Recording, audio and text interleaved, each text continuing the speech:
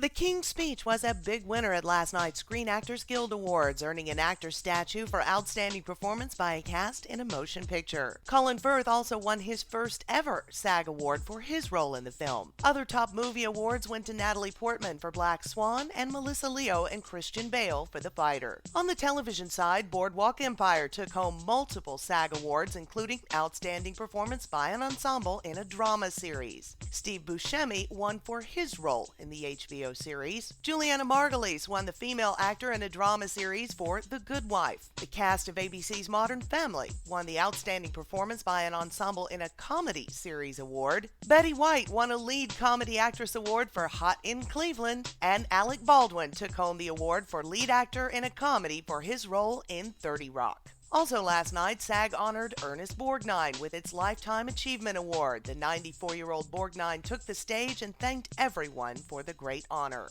This has been Celebs in 60 Seconds.